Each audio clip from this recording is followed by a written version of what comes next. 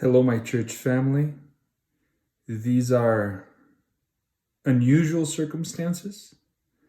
So here we are, gathering online this week due to the advancement of COVID-19 or the coronavirus and our concern to make sure that we are doing everything we can to keep our members, especially our older members, as safe as possible during these days of challenges.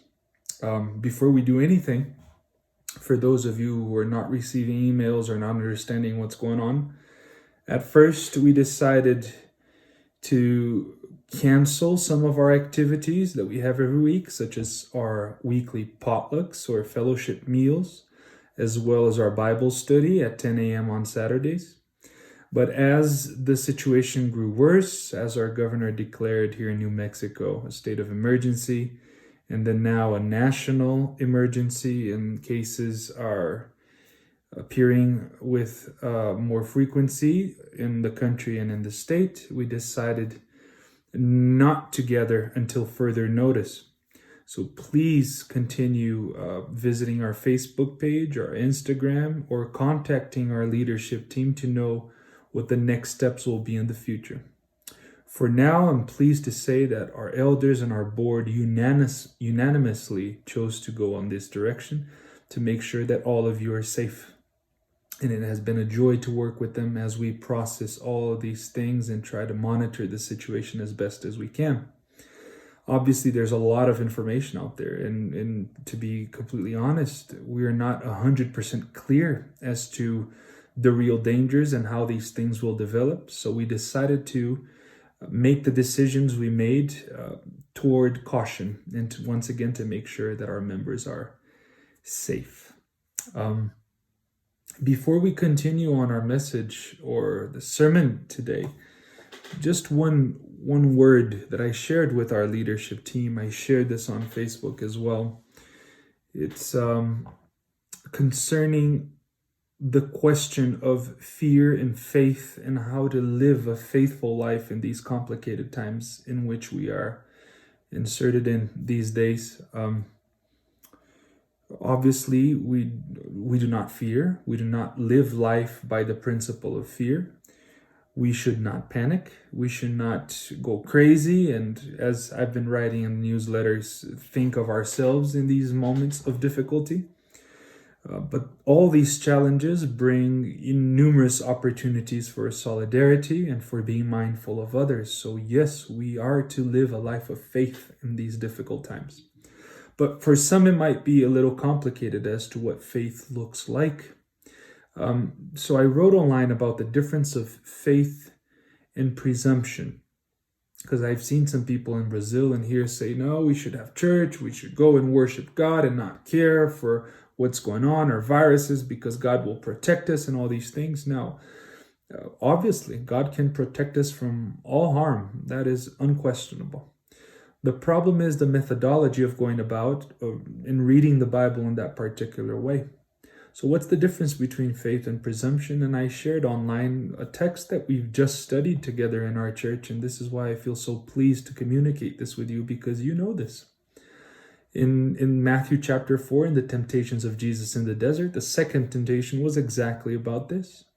The devil shows up to Jesus and quotes Psalm 91, a psalm that many people are quoting these days, that no plague or harm will befall on those who trust in God.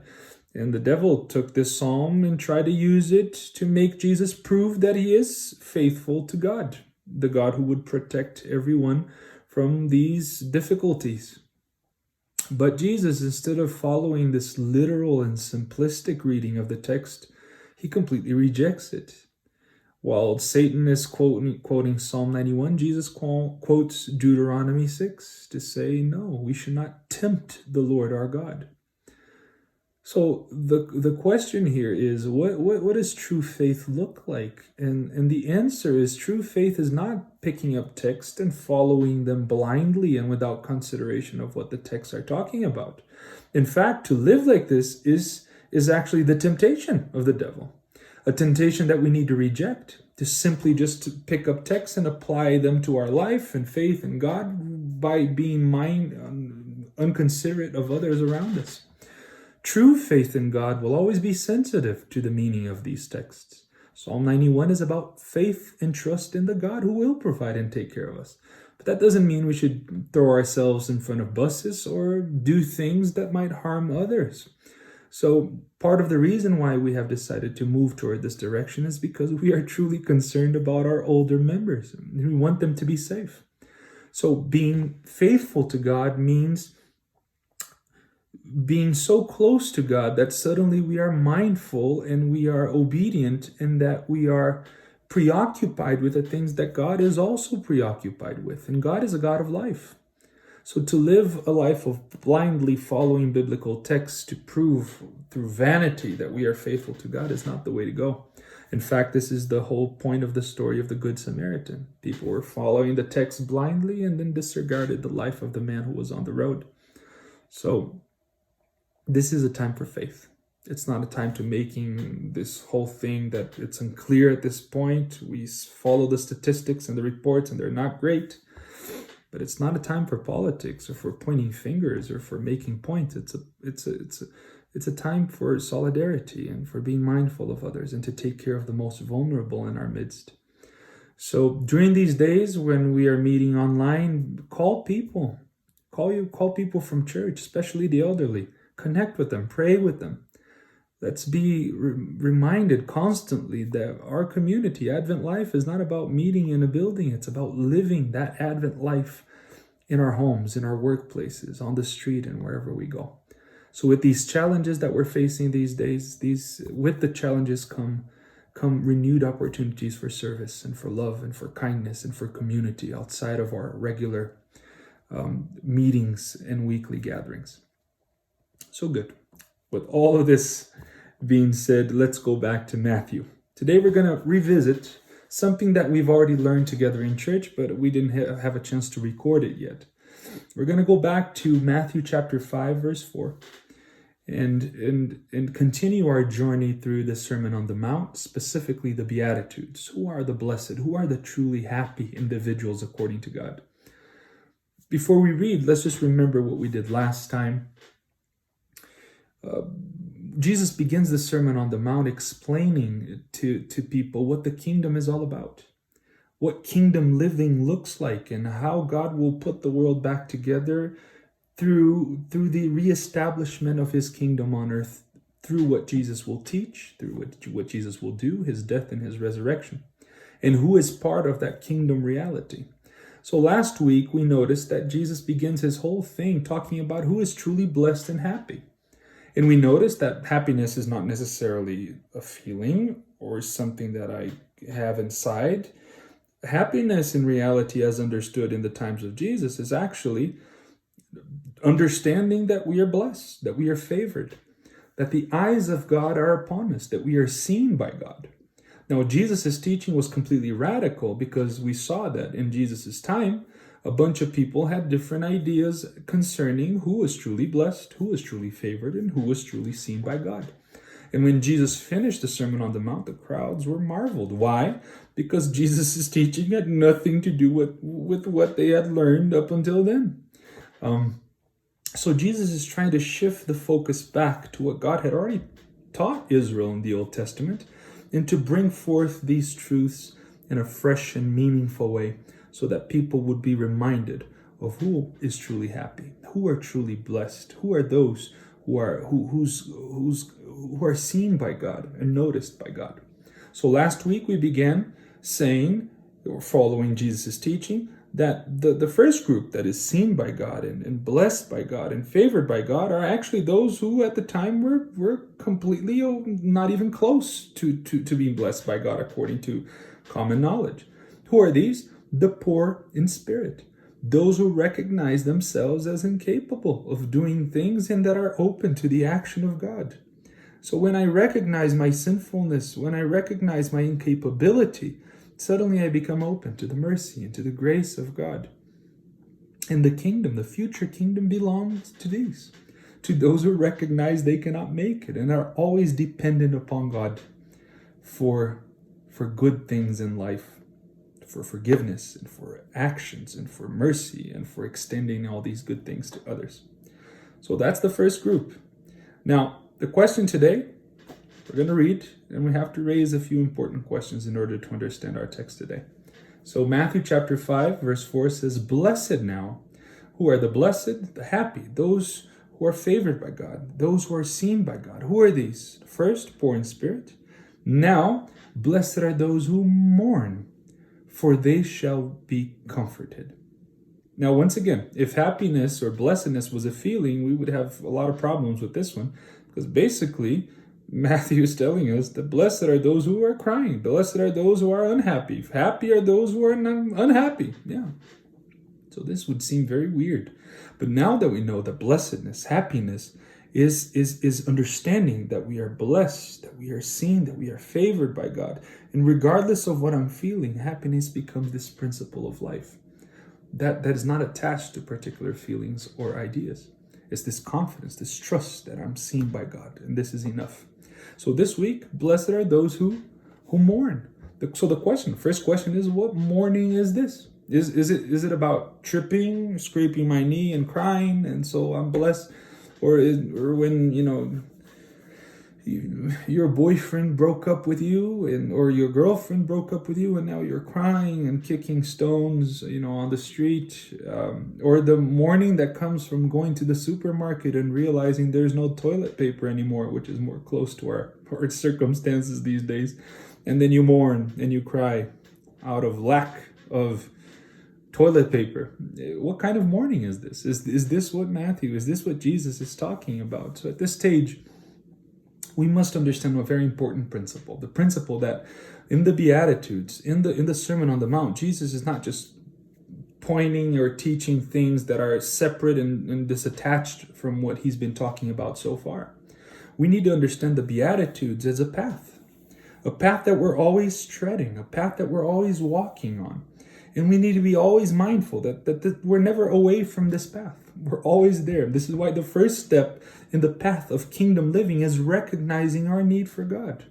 To distrust ourselves and the fact that we have it all together, but always be dependent on God. That's step one. Step two is realizing that this realization is not a cognitive, just ideas. Oh yeah, I'm unworthy, and then you go on living. No, mourning is this contrition. It's internalizing the depth and the gravity of what it means to live in this poverty, of distancing from God. When we sin and live out of selfishness, it's realizing internally this consciousness of the gravity of our sin and of our distance from the things that are good and important to God. And we've all been there. I remember these unique days where I truly bawled and cried. Now, mourning here doesn't necessarily mean we have to cry all the time, but you remember the days where you went through something similar like this, where you realize how limited, how fragile we are because of our sinfulness, and we just cried before God, asking for God to remove a sin. We pleaded for God to not make us do whatever we were doing again. I remember this in my days. It's not easy, but it's important. Because one thing is confessing our sin, realizing our poverty of spirit. That's number one. It's a whole other thing to experience contrition and to understand the gravity of what we have done. So to mourn means to lament. It's to recognize our poverty leads to this lament, to the gravity, to grasping and thinking about what we have done to ourselves, to the selfish living that harms our life, and to the selfish living that harms other people around us. And this makes me think of King David. I've mentioned him before. We talked a little bit, I think it was in the sermon of the genealogy of Jesus, I think I mentioned David when I was talking about Bathsheba and how that story played out and how he used his power to bring this woman in and to abuse her. And it's a very complicated story. And I left that sort of in the open, as David was a bad guy and he did truly horrible things. But then again, we need to remember the rest of the story. When the prophet comes to David and points his finger at him and says, "David, you are the man." He tells him the little story of the man who had sheep and the whole abusive situation that happened. David thought it had nothing to do with him. We know the story.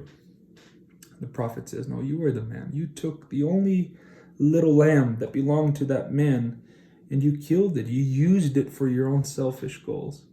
And when David understands finally that the gravity of what he has done, this leads him to lament and to mourning and to crying and to recognizing in this radical way his poverty of spirit. I think David in that context is a paradigm of recognizing our limitations and then deeply lamenting our condition, which enhances, again, this need for a Savior, this need for someone who is there for us and who understands our condition. This is truly important. The beauty of this story, though, is that although all these abusive and horrible things have happened, although David has recognized and confessed his sin and went through this process of mourning and lamentation, he writes down one of the most beautiful psalms we have in the Bible. You know this psalm by heart, probably. So I'll read it to you. This is Psalm chapter 51. Notice what David will write right after this process of internalization, of consciousness, of mourning over the gravity of what he has done.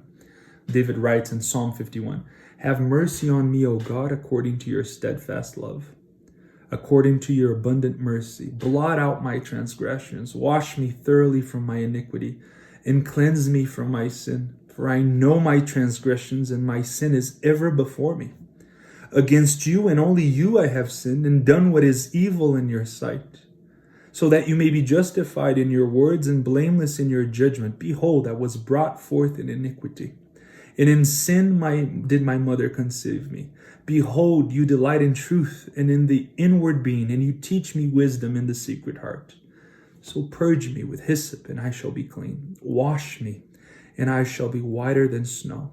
Let me hear joy and gladness, that the bones that you have broken rejoice. Hide your face from my sins and blot out my iniquities." And here comes the beautiful part. "Create in me a clean heart, O God, and renew a right spirit within me. Cast me not away from your presence, and take not your Holy Spirit from me. Restore to me the joy of your salvation, and uphold me with a willing spirit." And the psalm goes on. It's a beautiful psalm. David goes through the process of recognizing his poverty, his limitation. He says, "I have been born in this condition, but please forgive me, wash me, cleanse me." And when David writes, "Create in me a clean heart," this little word create is the same word that appears in the first verse of the Bible. In the beginning, God created. In the beginning created. Bereshit bara Elohim. This word, Bereshit, the creation, bara, creating, is the same word that appears here. Create in me. Why? Because the same process, the same energy, the same power that creates the world is what David is asking to be available now in his condition. So our God is a God who uses his power to create the world, but that same power is used to create in us a clean heart, which can only be God's action. We cannot cleanse ourselves. We cannot cover ourselves with actions that will make us good in the eyes of God. No. David recognizes his poverty, then asks for God to act in him, just like that publican in the temple. "Have mercy on me, O God, I am a sinner."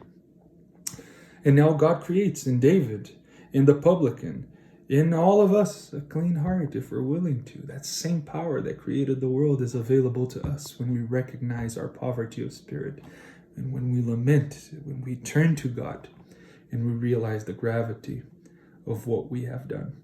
So that's what mourning means. It's connected to our condition, our poverty of spirit, and our need for a Savior. So there you go. Happy, blessed. The eyes of God are toward those who are in this process of mourning. Now, what we need to keep in mind here is that the text doesn't end here. In fact, there will be several more Beatitudes. And yet, many of us in our Christian journey stop right there. We're either sinning or recognizing our sin, and then going back to sinning and recognizing our sin, and we don't move forward with Jesus in this path of kingdom living. This is why the promise is quite important. "Blessed are those who mourn, for they shall be comforted." That's quite interesting. So the question is now, will we be comforted in the future? Is it now? When is the comfort going to take place? And we've known by now, we're learning slowly that Jesus is all about the kingdom of heaven being the reality now. In other words, we need to look at the future and find there a reference for us to bring into the present so that we can live through that reality now. Of course, It's easy. We can go to the Bible and realize that Revelation. Let's go to Revelation. This is a beautiful text too. Revelation chapter 7 will give us a beautiful promise of the future reality of the kingdom and what God will do. Revelation chapter 7, let's begin with verse 13. Then one of the elders, this is Revelation 7, chapter 7, verse 13. Then one of the elders addressed me, saying, Who are these clothed in white robes, and from where have they come? I said to him, Sir, you know. And he said to me, These are the ones coming out of the great tribulation. They have washed their robes and made them white in the blood of the Lamb. Therefore they are before the throne of God and serve him day and night in his temple, and he who sits on the throne will shelter them with his presence. They shall hunger no more, neither thirst any more. The sun shall not strike them, nor any scorching heat. For the Lamb in the midst of the throne will be their shepherd, and he will guide them to the springs of living water. And here comes the beautiful part. And God will wipe away every tear from their eyes. In other words, when we look at that future kingdom, at that future reality, we know that out of all this mourning, out of all of our anguish, out of all of our realization of the gravity of our distance from the will of God, we know that one day this will come to an end. God will wipe away from our eyes every single tear. So now the question is, as we are living our life under the reality of the kingdom, how will we bring that promise into the present? Well, we need to be sure that that future comfort, according to Jesus, can be available now. Even if we don't feel it, even if we're not crying tears, we can have the assurance that that comfort, that end to all problems, to all sin, to all selfishness, we can access that promise now by trusting in the God who will comfort us. God is a God who comforts those who are broken and those who have tears in their eyes due to so many reasons. So there you go. Mourning and a promise of comfort. In poverty of spirit, once again, we learn how to confess. In mourning, we learn how to feel contrition and how to experience lament and to turn to God, understanding the gravity of our condition. Now, just like in the poverty of spirit, the first beatitude, we need to realize that there's also always a social element to the beatitudes. In other words, when we understood that when we recognize our poverty of spirit, we become dependent of God and heirs of the kingdom. So now when we look at others, that's the vertical part. But now let's go to the horizontal. When I look at the others, when I see them, I also see them as poor in spirit all around. The difference is if you recognize your condition or not, but everybody is poor and in need of grace and in need of God. So being mindful of my poverty leads me to be sensitive toward others, toward their shortcomings as well. And now as we're studying mourning and lamenting, this process should also make us see the other and act toward the other in a meaningful and renewed way. So think with me.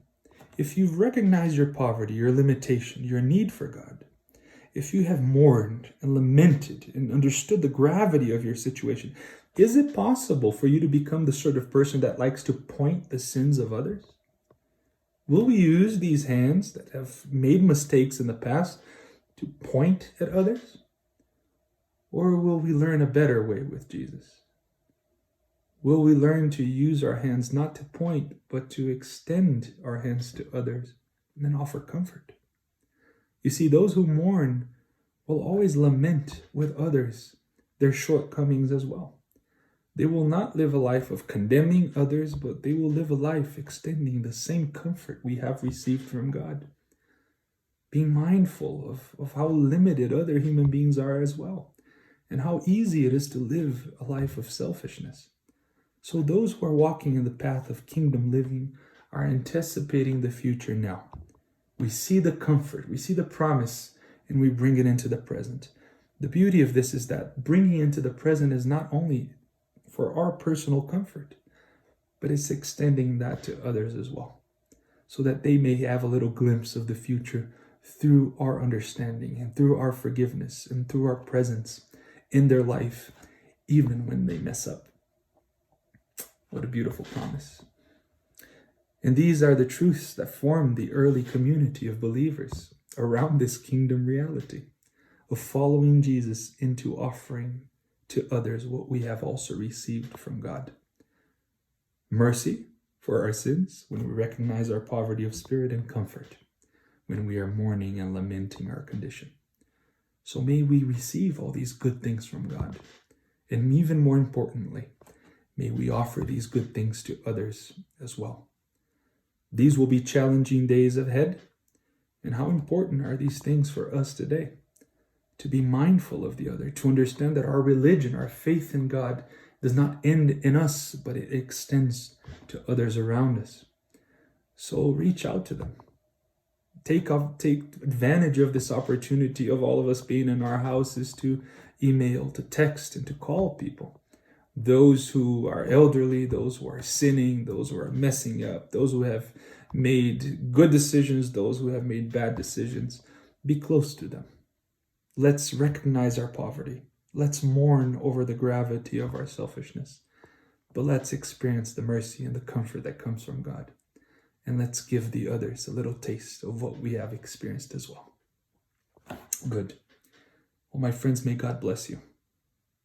May God continue to guide us as a community and individually, wherever we are, to be channels of grace and to be a sign of the reality of the kingdom today. So take care of yourself. Be mindful of others. This is not a time for panicking. This is not a time for fear. This is a time for solidarity.